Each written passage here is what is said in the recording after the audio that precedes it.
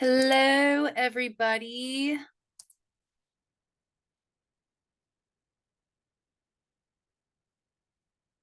I'm just gonna kind of wait for some last people to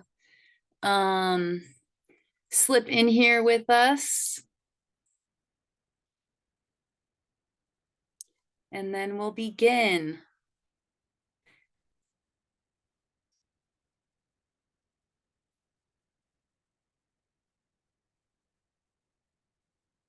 Okay, I'm gonna try to multitask and continue to let people in to the into our meeting here. So I am Jamie Bachman. I am the state coordinator for Nebraska Master Naturalist. I am very grateful to have you all here to share space today. If you're new to Master Naturalist Mondays, the flow of this hour of your time today will be a short reflective prompt coming up here right around the bend. And that'll be about 10 minutes. Then we'll have 30 minutes for our presenter here, who I'll introduce after our reflective prompt. Then we'll have 5 minutes for questions after the presentation. And at the end, we'll kind of go over a few events that are up and coming for in the Master Naturalist community and a call to action. Just so you know, we are recording, and this recording will be available on our YouTube playlist as well. Okay, so let's get going with our reflective prompt. Let me share my screen.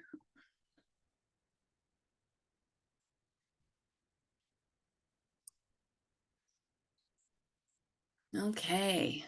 All right, that looks like you can see that. Let me make sure I can still bring people into. Okay, so let us, well, hold on. I need to make sure I can still let people in. Okay. All right, I got this. Are you ready for the reflective prompt, everybody? Okay. No, that's not it. Here it is. All right, so this is a map of a hydrological map of Nebraska's hydrology, the surface water. And my question to you today for you to reflect on, and you can pop it in the chat or feel free to also unmute yourself. What has been your connection to the streams of Nebraska? Whether it is in your childhood or in your adulthood or with your own children or with friends and family, what has been your connection to Nebraska's streams?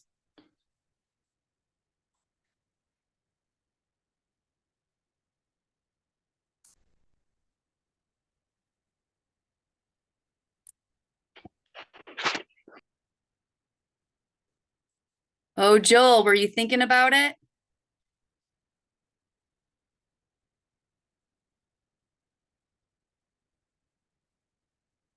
I can start with my connection and to get, oh, we have some people and I can pop mine in there too, but we have William Ingebretson says that he lived up on the upper Niobrara for several years.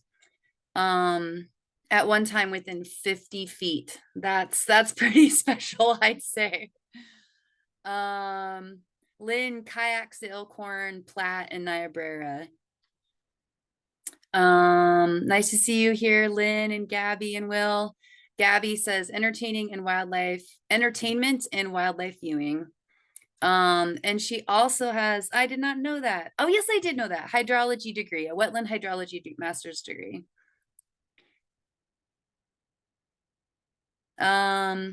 Kathy, yes. Water gives me calming serenity when I visualize a peaceful place and great birding habitat. Hallelujah to that for sure. Diane, I volunteer at Heron Haven wetland. The wetland drains into the Big Papio River, and yes, the wildlife there. Heron Haven is beloved by many.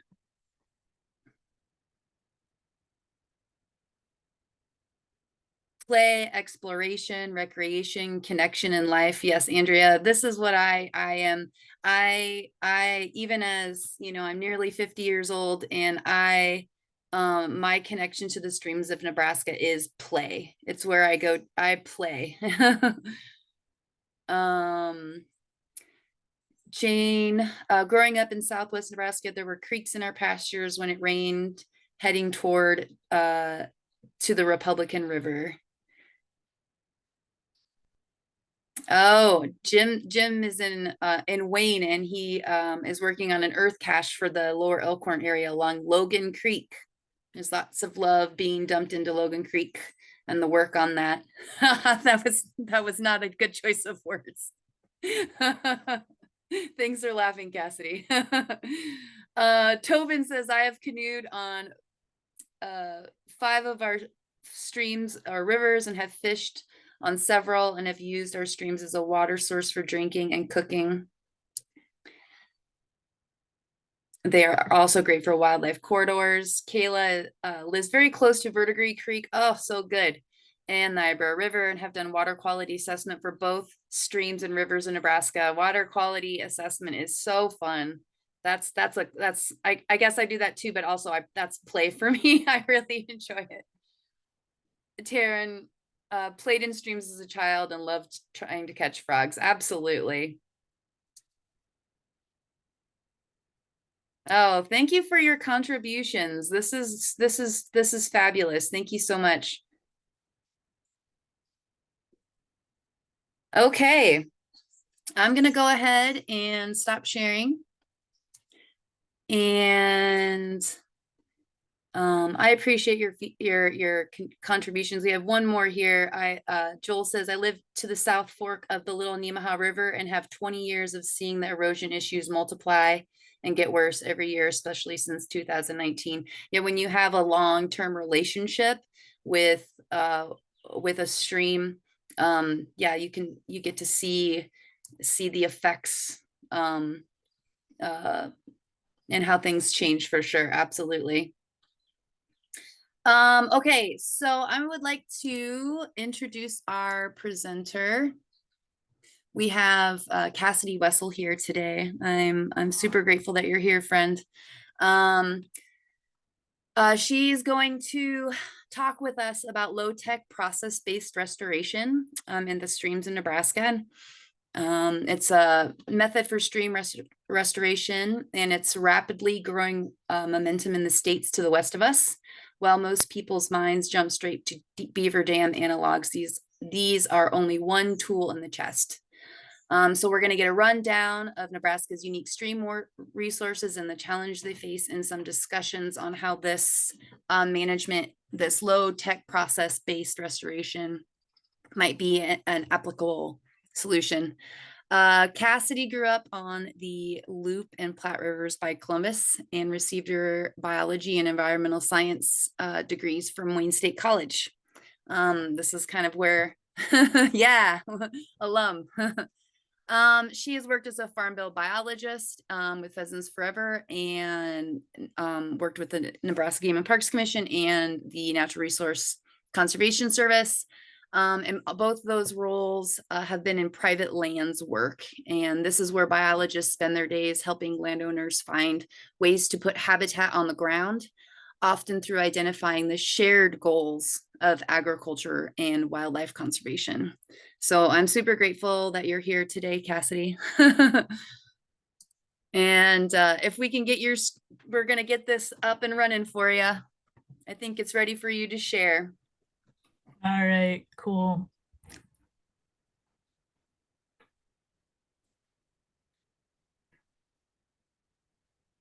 All right, Jamie, is this the right one? Yep, it looks great. That's good. It's a success. Right. So I suppose apologies here quick. I've got some funky monitors going on, so what I see is off to my right. So as I talk today, you guys are gonna be looking at the left side of my face here. But thanks for having me very much. Jamie and I actually had the same undergrad advisor who was a stellar stream mentor. And so I think streams maybe have kind of a soft spot in both our hearts. But anyway, this is also a presentation that was given originally last fall at the Natural Legacy Conference in Norfolk. So if you guys were there, I apologize. You might have to hear some of the same jokes. And if you weren't there, I'm going to put in a plug for this year's Legacy Conference. It's going to be in North Platte this year. And so kind of just be looking for that announcement. Should be really good again. And with that, we'll, wow, pun intended, I guess, jump right in. But so beaver dam analogs in Nebraska. For a while, we've just been kind of dipping our toe in the water because, like Jamie mentioned, it's been really popular in the states to the west of us for several decades now.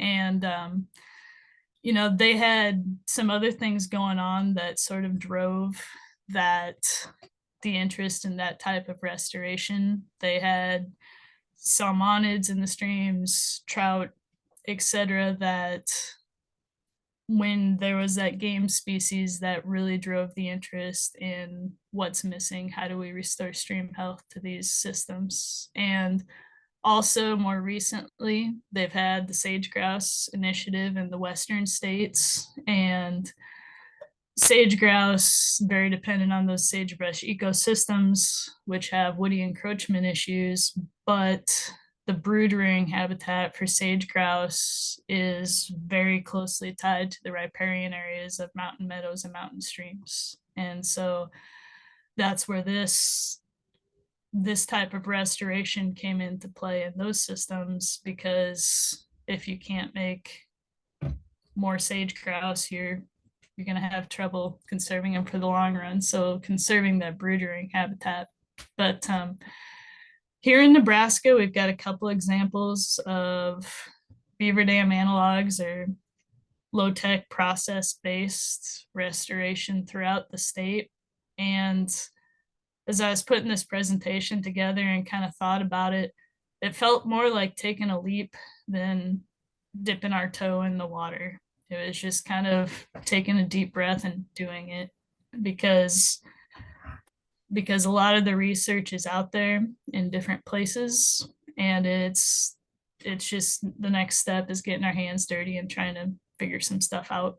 So my disclaimer with this presentation is that there's not going to be a ton of science here. This is a little bit more of a letter to the editor and kind of a state of the state of where we're at in adopting some of the low-tech stuff in Nebraska. And so it's got some fact and some science, but also just kind of my observations, probably a couple of opinions. And sorry. So with that, we'll just kind of go along, have a conversation, and take it from there. Oh boy. Cool. And so, Hey Cassidy, yeah. I was just wondering, maybe are we gonna sorry, I didn't mean, I just want to make sure that everyone knows what beaver analogs are, beaver dam analogs are, and I didn't know if you were gonna hit that or not, but I just wanted to throw that out there real quick. You bet. So to back up, beaver dam analogs are based off the idea that beavers are kind of nature's one of our main ecosystem engineers. And in places where beavers once existed but are gone, it's essentially beaver mimicry is kind of how this started. Although people have been doing stuff like this in streams for centuries, really. You can dive into some traditional ecological knowledge, or there's very old records of similar type things in France. But essentially, we're pretending to be beavers and bring that process back to the streams. And beaver dam analogs were just our way of saying we're trying to do that. So, my other disclaimer is that nobody in Nebraska has really been doing this for a very long time. And so we've got some people who are starting to figure out what they're doing with it, but none of us are experts. And so for the first slide here, I'm going to talk about something I know a little bit more about, and that's fire. And so that might seem a little irrelevant right off the bat, but if we zoom out and you think about grasslands and streams and how science has kind of evolved around both over time, both of them originally started out seeking that stable state. And the word stable was really kind of what we managed for. We tried to reduce change. We tried to eliminate variability in the system, when in reality, grasslands, streams are both disturbance dependent systems. Grasslands needed fire. They needed grazing to be maintained, and we see the consequences of taking those disturbance events away today with woody encroachment, with just a loss of heterogeneity. Streams, historically, they flooded, they went dry. You guys might have heard the phrase wetlands aren't always wet, same thing with wetlands. And so, but streams have, through time, we've defined a healthy stream as something that stays in place and has stable banks. And especially in the Great Plains, where streams are supposed to move and they're supposed to meander, that's something that I think is just like grasslands is going to pass. Both management on streams and grasslands have some kind of common implementation constraints. They both have, if we're talking about fire specifically, they both require very solid planning. Working with fire or working with streams, they both take some permitting, and they both take kind of a gathering of equipment and manpower. So just like fire, working on streams is going to take a little bit of time to learn to apply in Nebraska or in the Midwest in general. And it's going to take a little time to build that base of local expertise and experience. So we need to get some good examples on the ground, in the water. And then kind of the final point that I want to make is that we have a tendency to categorize things, to place them in boxes. But really, streams are just another habitat patch nested in our grassland landscapes or our woodland landscapes. And if you zoom way out and you look at a map of Nebraska, grasslands, woodlands, wetlands, streams, they're all just different habitat patches nested within the same landscape. And so their fates are linked. What happens to a stream is going to impact the grasslands around it. What happens to a grassland is going to have impacts on the stream. And so if we zoom out a little bit more and start thinking about everything as part of the same system, maybe that's where our answers really kind of lie. And they have some other similarities. Fire for a long time was really, really scary for people. And this sign is one that was up south of Bassett for a long time, and it's since been taken down. Beavers are something that's been gone from the landscape really since before most Europeans got here. Increasingly, looking at old trapping records, we're starting to understand the extent to which they actually may have been prevalent. But, you know, we've got biases and we have some fears to overcome, and some just learning how to use or how to live with this natural process, really in both scenarios. So, like with fire, there was once a very common fear that we'd be damaging the grass, we'd cause the soil to erode, and we would do irreversible harm. And one demonstration was almost never enough. And if fears are dispelled in one place, a county away, people would almost always say, yeah, it might have worked there, but it's never going to work here. And we see kind of the same thing with beaver dam analogs or just low tech processes in general. Beavers in some places are as much of a dirty word as fire used to be, because collectively we've just forgotten how to live with them or never learned how. Right now, when you hear the word beaver, we hand out damage permits every year. Our minds jump right to plug culverts or washed out roads or flooded hayfields or the trees that we have to wrap wire fence around so they don't cut them down. And all these things are very real, and they're things that we have to learn to manage. But if we don't put them on that balance scale with all that we lose in their absence, we might be missing half the story, just like we were with fire. So there's probably a right way and a wrong way to implement low-tech stream restoration. And the more experience we accrue, the better we'll be able to mitigate those potential risks and potential negative impacts, and just make sure we're putting these things at the right place and we're using them at the right times. So I guess to jump back to just streams in general, freshwater ecosystems cover, I mean, you guys can read the statistics as well as I can, but the main point here is that freshwater ecosystems, even though they cover such a small area, they host a huge, huge amount of the Earth's biodiversity. And because there's also a disproportionate demand on those systems, it's probably one of the highest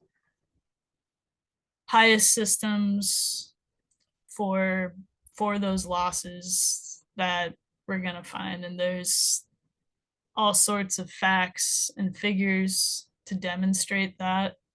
And then you go to right here in Nebraska. I mean, we have more miles of rivers and streams than anyone else in the nation. It's one of our favorite Nebraska statistical quotes, but we're losing stuff pretty quickly also. And so just kind of another graph that's out there that, oh gosh, of the 29,500 freshwater dependent species so far addressed for the IUCN Red List, 27 are threatened with extinction. 27% are threatened with extinction. Among these, an estimated 62% of turtles, 47% of gastropods or snails, 42% of mammals, 33% of amphibians, 30% of decapod crustaceans, so like your crayfish, 28% of fish, and 20% of birds are at risk or considered at risk. And so that's all, it's pretty sobering. And the reasons why, what's that smoking gun? And there's a whole bunch of different reasons. And a lot of people cite dudgeon as the person that just kind of put all those reasons into one place, I guess. But the moral of the story is basically that things are getting worse and at an accelerating pace. And there was another paper in 2000, let's see here. This paper was updated in 2019, and it takes that list of reasons from 5 to 12 big reasons that we're losing biodiversity in our freshwater systems. In Nebraska specifically, of our approximately 18,000 miles of perennial streams. You know, we've got 78 of 109 fish species are native. Most of those would have been river and stream species because we really didn't have a lot of natural lakes that were wet all the time that probably supported fish communities for the long haul. So we've got the numbers are right there. Again, you guys can see them as well as I can, but at risk comes from our state wildlife action plan. And the tier 1 are species that are state or federally listed or highly at risk for some other reason. Tier 2, a lot of times are species that are just kind of on the edge of their range and may be okay overall, but could very easily disappear from Nebraska. And then getting back to those reasons, just talking about what's happening a little bit. This is basically how streams change through time. And again, this is a fairly natural process, but what you're that level 1 up on top is, if you imagine a prairie stream, it's something that's still connected to its floodplain. And for various reasons, when something changes and a stream tries to get back to equilibrium again, it'll start to incise. It'll excise to the point that the banks kind of reach a critical failure point. They start to slough off. They cave in. They create a new floodplain. And then you have a new floodplain, but it's always down lower. And so if you guys think of walking down to a river or something like that, you're going to imagine either walking over those old terraces of where a river used to be and cut down, or for most of the places you guys may be imagining, you may be looking at that stage 2 or possibly something moving into stage 3 that is really kind of become the dominant stage of stream and river evolution in Nebraska. We used to have everything kind of, most things are in that stage 1. So when you walk up to a stream or a river and you look down 10, 12 feet, or even 5 feet, it's not really supposed to look that way. It's supposed to have a floodplain. And so, you know, causes either because we've straightened a stream, and when something's straight and things flow faster through it, it's going to have more erosive power, and if it can't move side to side, it's going to move down. This is an example of stream incision kind of moving from 2 to 3 a little bit. You can see the banks sort of starting to slough off over there, and the stream trying to build itself a new floodplain, trying to get back to equilibrium. But 100 years ago, the stream that we're looking at right here would have been up level with the grassland around it. More recently, kind of starting around 2013, 2014, somebody decided to add to the model, because that's what happens through time. We get better, we learn more. But they came up with the idea of stage 0. And so they said maybe that single channel, sinuous, winding stream where something's connected to the floodplain, maybe there's something else that is part of the system also that we're missing. And the anastomosing word there, it basically means several different channels that thread, they meet, they divert, they meet, they divert. And sort of, well, the picture below shows it pretty darn well. But where these would have come from in our prairie systems, or really a lot of different systems around the country, may have been beavers. And there's Emily Fairfax is doing some really cool stuff with beavers. She's the one that, if you guys have seen some of the aerial images of beaver complexes after extreme wildfires, still showing is just green ribbons or green islands in the middle of big western wildfires. She did a lot of the work on that. But that image below is really kind of what beavers do. They're going to slow down the water, they're going to back it up into side channels. It's slowly going to get wetter around. They're going to, as the stream cuts around the structure, they're going to make it taller and wider. And eventually you sort of get that anastomosing system. And did the whole stream look like this? Absolutely not. But it probably existed sort of like beads on a string, and it acted sort of as momentum checks for water as it moved through the drainage. This is an example actually just across the border into South Dakota, but of a beaver dam complex, and that's what it looks like if you're standing on the ground in the top right looking at this in the middle of a hay meadow. But you can sort of see in the top left picture how a beaver built a dam on something that was a meander at one point and turned it into a stream. If you look further down in the bottom right, you sort of start to see that anastomosing pattern develop. But upstream and downstream, it goes back to that stage one meandering prairie stream. And just kind of another look at that system there. So we get the question a lot of how prevalent were beavers actually. And like we mentioned before, going back to those trapping records is one way to figure it out. This is kind of a neat book that talks about how beavers in the Midwest were really a keystone species for people as well.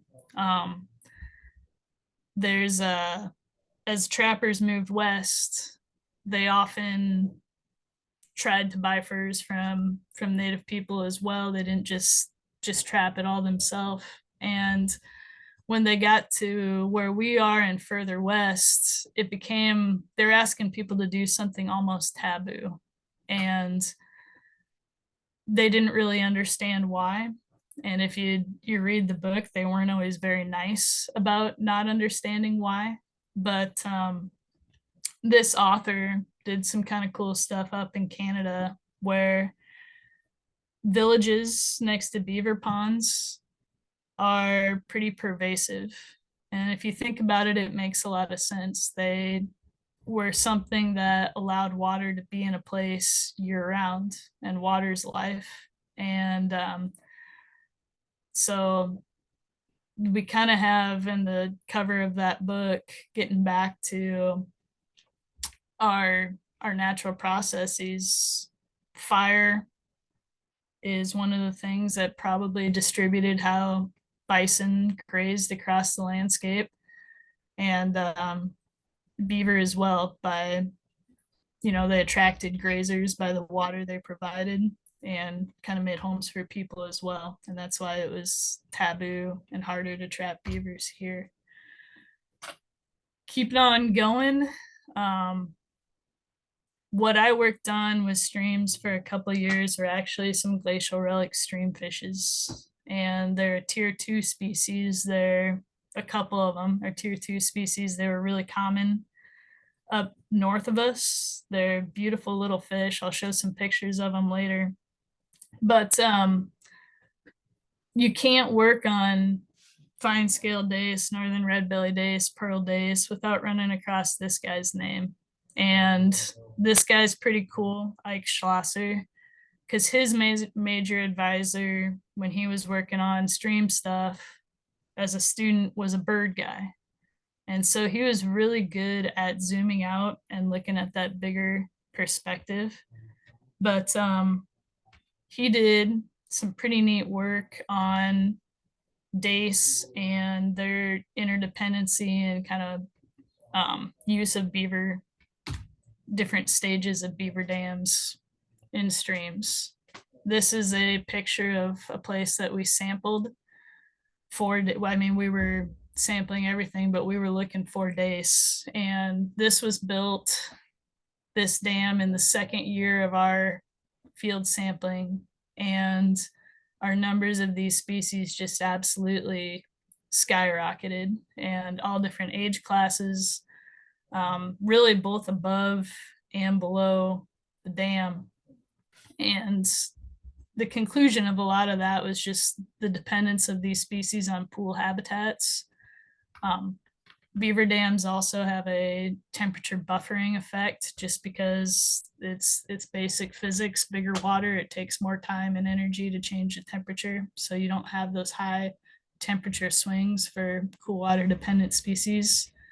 But they saw the same thing in the study before us. They'd run across these places where the fish were just incredibly abundant. And in one case, the beaver dam went away, and we went back the next year and we found 0 of them. And so there's definitely, you know, as far back as when Schlosser was working on them, definitely a relationship there. That just kind of shows how those side channels start to form. And that's going off to the right from that dam down there. And these are those 3 fish that I was talking about: the northern red-bellied dace, fine in the top left, fine-scaled dace in the top right, pearl dace in the bottom left. And we kind of make the joke that charismatic megafauna maybe drive conservation, but maybe we need some charismatic mini fauna for our streams in Nebraska. And I think these guys could do it. They're spectacular. This one on the bottom right is also one that is absolutely beautiful. And this one has kind of a special story. This is a Plains top minnow, and it's almost endemic to Nebraska. If you took a crayon and you just drew a really rough circle around Nebraska that outlines its range, it'd mostly just be here. And when you find a Plains top minnow in a stream, it's almost positive that stream still has some floodplain connections somewhere, because it's dependent on those side channel slack water habitats. And true to its name, it lives at the top of the water column. It eats insects up there. It actually feeds pretty heavily on mosquito larvae. So it's a really good fish to have around.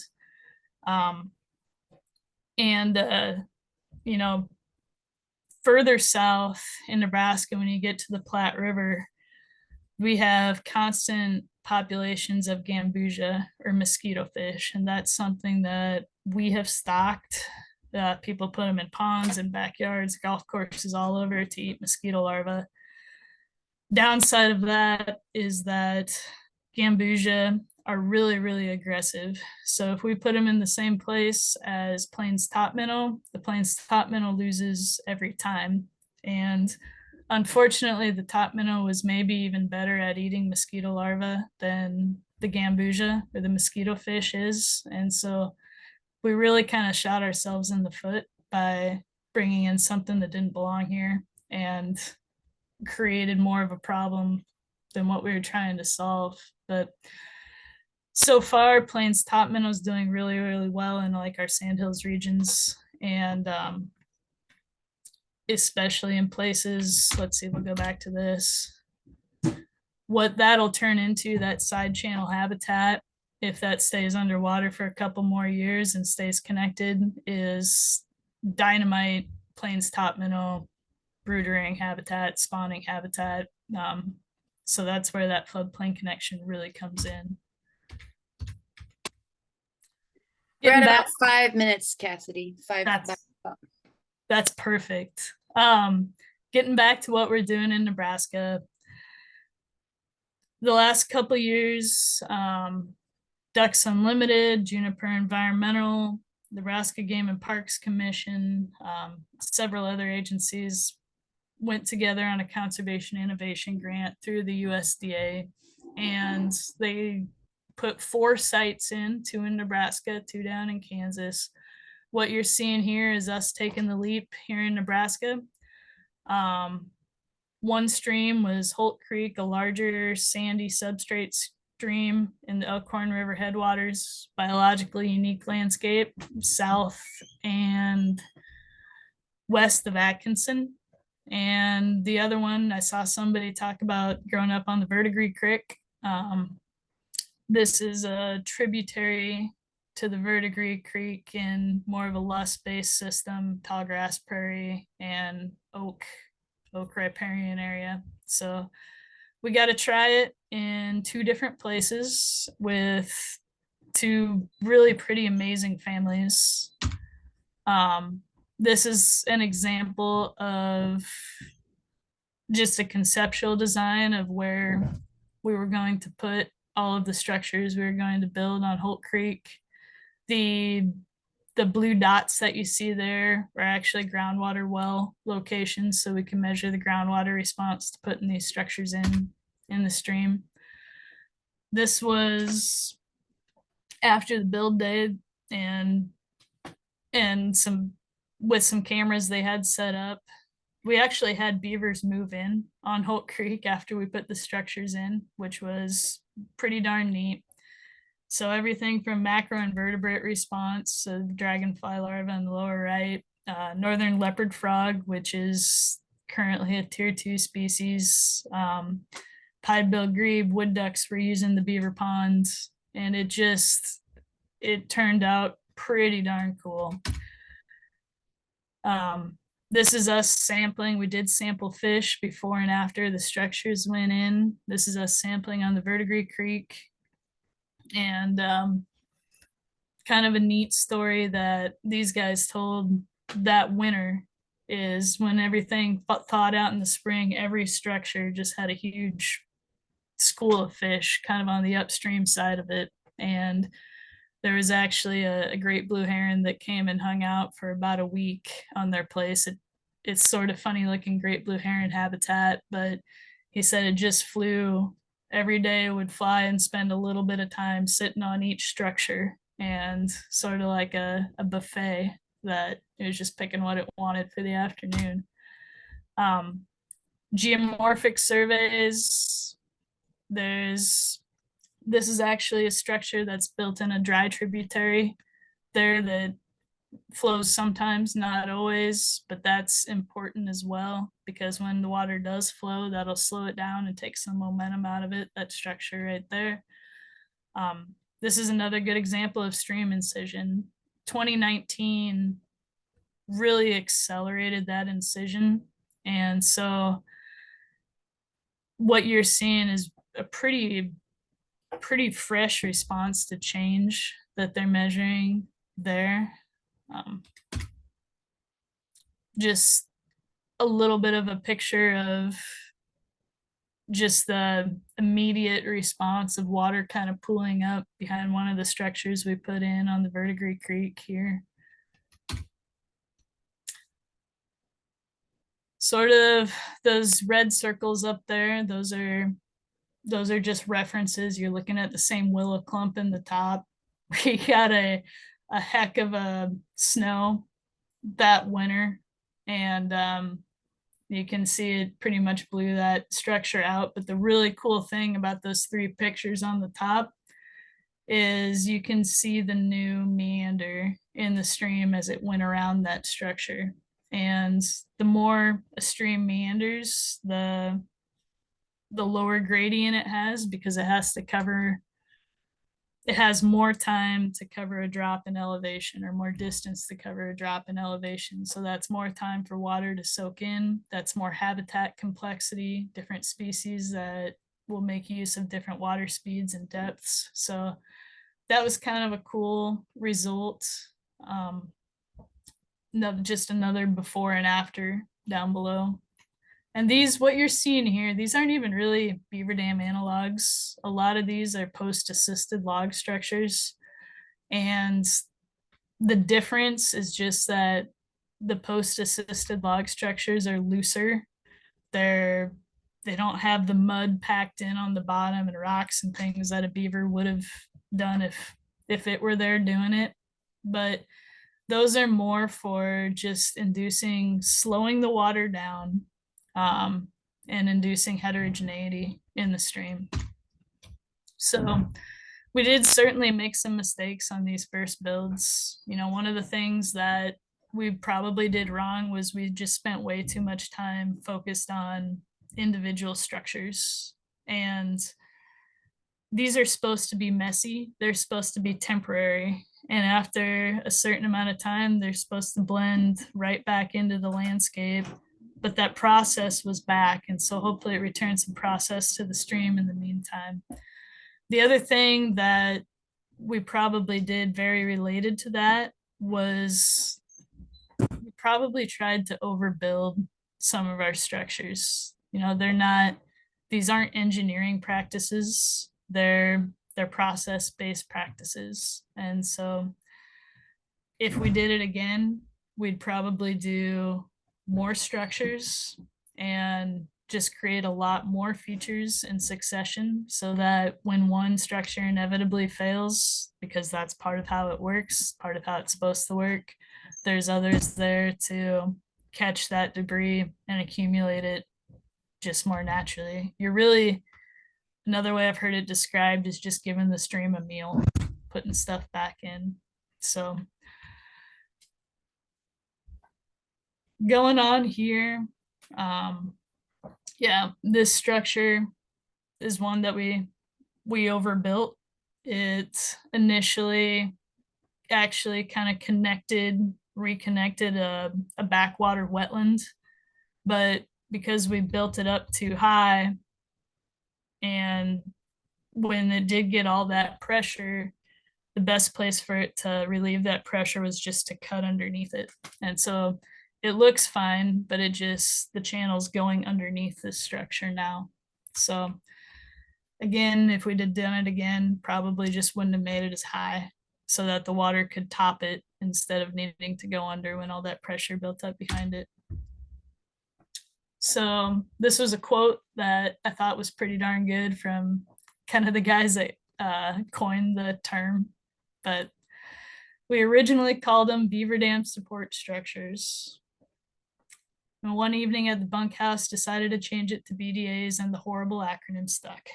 It now appears in legislation, national and state policy documents, and various versions and perversions are still being installed all over the place. Some are working really well. Most are doing no harm. Many are not clear about what their design intent is. A few are being overbuilt and confused with engineered structures. And so we certainly made that mistake when we started, but I think going forward, we've learned a lot. Here's an example of, the guy did riparian work, took cedar out of the riparian area under the cottonwoods, and we used some of that to build the structures next to it. And the sediment that it's starting to capture, the vegetative response that we're seeing next to the stream, the fish sampling, it's all been pretty cool how it's coming together. Just another example of a smaller one. And I guess maybe there's more room for error in these builds than I originally anticipated. I mean, we would call this one our crowning achievement, this one right here, because getting that log filled with sand, the hollow cottonwood filled with sand down into the stream so it would back up a little bit of water, was a heck of an endeavor. That's why we took the time to take our picture next to it. But as humbling as that was, we had a 1 in 25 year rain event shortly within the year after that, and it picked that log up and threw it 300 yards downstream. And so you can see what's there. In this case, the picture on the left is before, and the picture on the right is the after. There's also some issues that we're going to have to learn to deal with. such as a lot of that went down and it caught on the neighbor's fence. And so we're experimenting a little bit with how to put some catchers in for the debris before it ever leaves the property. Probably just leaving a lot more downstream buffer at the end of the property. A lot of what you're seeing there came from the beaver himself. It blew out his dam too, so maybe I shouldn't feel so bad about our engineering skills. But those are things that if we're going to make this work here, we can't just turn a blind eye to those issues. We've got to figure out how we're going to solve that too. And no doubt there's some creative solutions out there.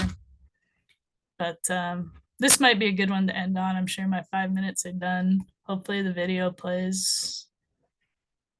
Hopefully. Okay, well, that is a video of just a bunch of little fish swimming around in some water that a structure is holding in the side tributary that was previously dry. And so in the end,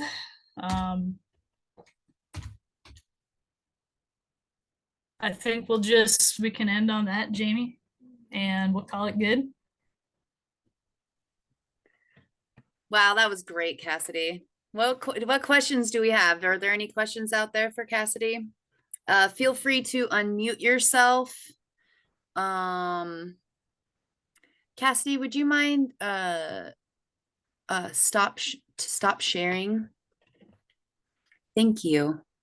Feel free to unmute yourself or pop your questions in the chat for Cassidy. And we'll wait here a little bit. Let's see.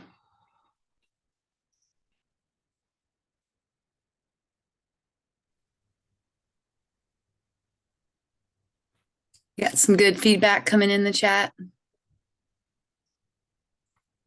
Thanks, Kathy. Ooh. Inga Brenton wants to know who are influential. You can take that one, Jamie. Barbara Hayford, of course, I think he's kind of Inga Bretsons are, I'm sure, part of that crew that hung out together at Wayne. Yeah, I assumed. Yeah, Barbara Hayford, we were lucky. Barbara Hayford, we were lucky enough.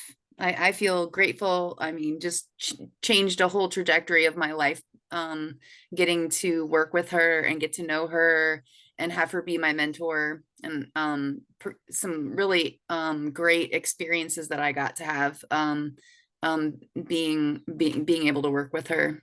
She's over in the Pacific Northwest now, so that's pretty good. Go Tobin, you're raising your hand.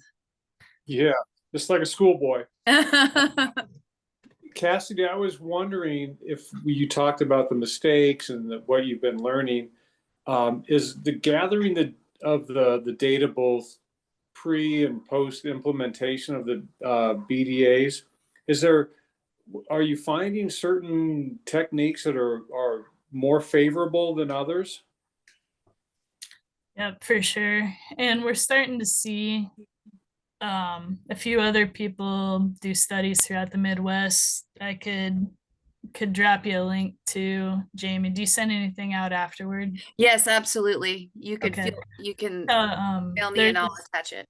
There's a student in South Dakota State that just put out a paper this year about, they evaluated some of these structures in western South Dakota, north of the Black Hills, and then one over a little closer on East River. But he looked mostly at riparian response from soil moisture to vegetative response. But I think what we're learning for the most part is that A, messiness is okay. B, really think about your objective before you start. Is your objective to regrade the stream and have some groundwater impacts? Is your objective to create more habitat heterogeneity for fish?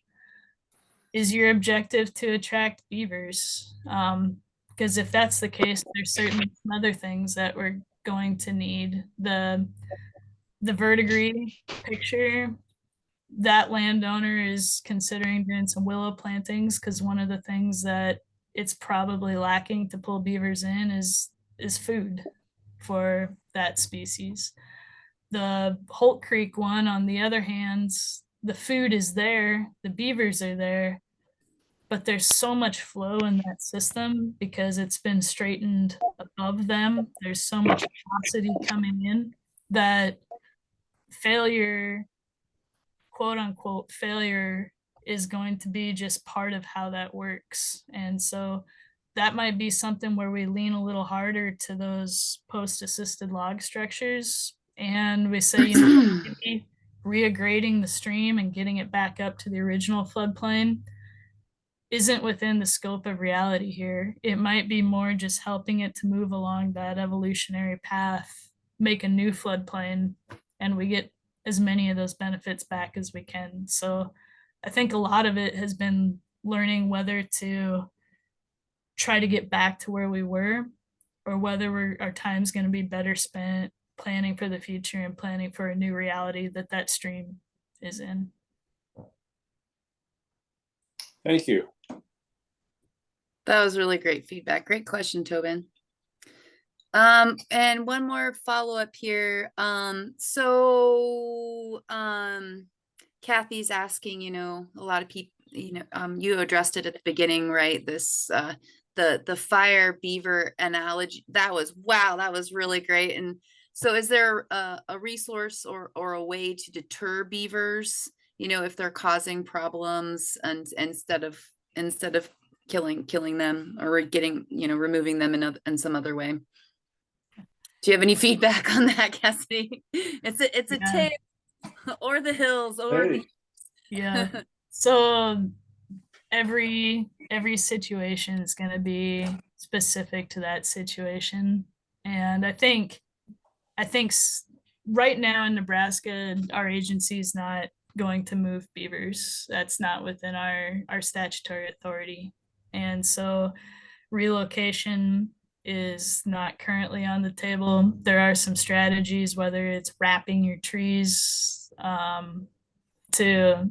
or maybe if they're plugging a culvert, there are some structures that you can put in. It's like a slotted PVC pipe. They call them beaver levelers, or beaver deceivers, to help keep that water from ever rising beyond a certain point, if that's the damage.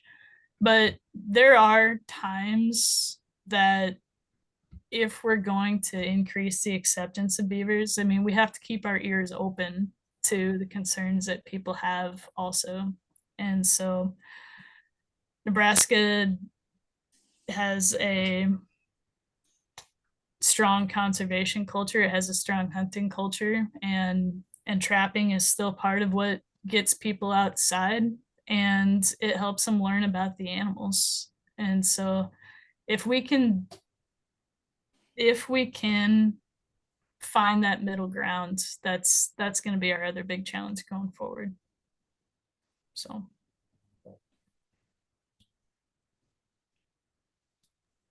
I really like that, Cassidy. Thank you so much. That middle ground, that's really important. We're coming up right at 1:30, everyone. I want to be respectful of your time if you need to jump off here. I'm going to go continue through our upcoming events and our call to action. I'll move through it really quickly. If I have some folks that are sticking around for that. If you have other questions for Cassidy, can I pop your name into the chat, Cassidy? yeah, Or absolutely. your email? And I will also put it in the follow-up email. Thanks so much, Cassie. That was really great. Thanks for having me. This is cool, Jamie. Thanks.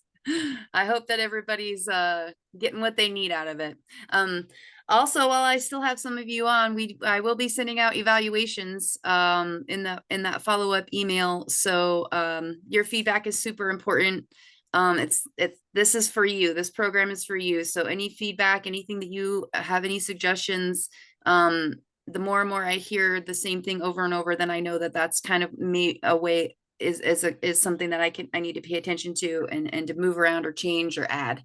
So I appreciate any kind of feedback.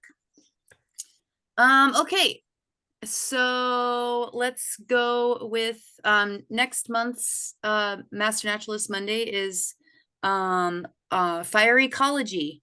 And I do Ashley Oblander, but her last name might be Yost now.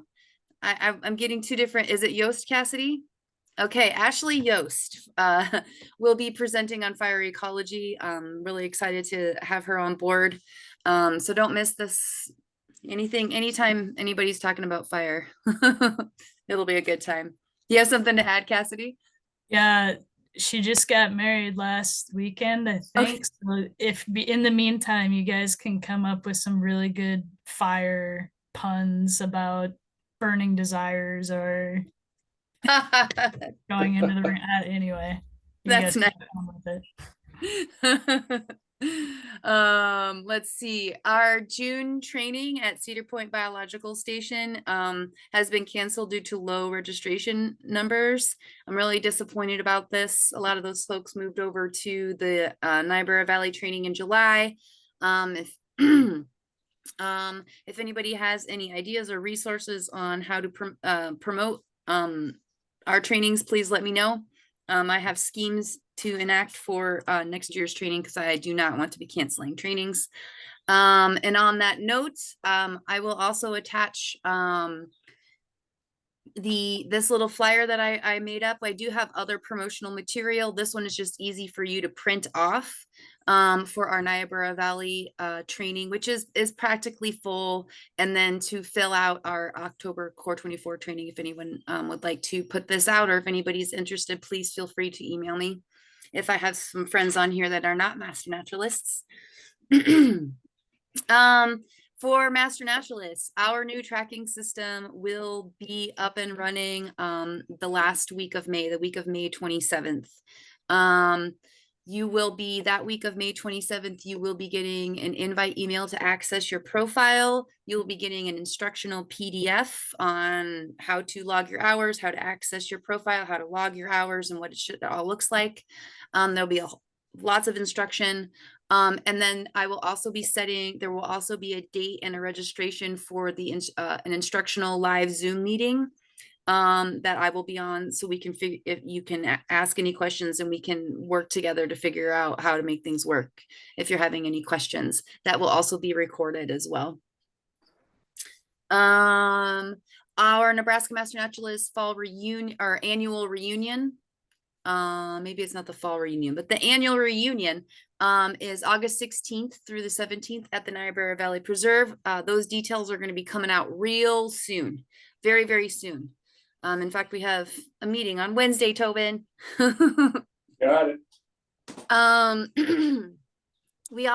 will be at the, we're in partnership with the Bird Conservancy of the Rockies and Watchable Wildlife at Nebraska Game and Parks Commission and we are doing the Ash Hollow BioBlitz out at Ash Hollow State Historical Park. And this is Saturday, June 1st. This is an all-day BioBlitz. Birds, small mammals, macroinvertebrates, amphibians, and reptiles. We will do moth nightling. We have a bat mist netter. You can find, I will update this on the website, but you can also find the agenda and more information at the Nebraska Master Naturalist Facebook page as well. If you can't find it, or if you have any questions, feel free to email me, okay? And don't forget about evaluations. It's how your voice is heard. And your call to action today. Visit a stream and reflect on the connectivity of land and stream as a system. So go out there, see how what your stream is looking like, especially and apply what we learned today with some of the new language that maybe we have in our vocabulary about incisions and what is naturally occurring in our streams. Visit a stream and reflect on the connectivity of land and stream as a system. We're 5 minutes after, and I do want to be respectful of your time. Thank you all for hanging out longer. I appreciate it.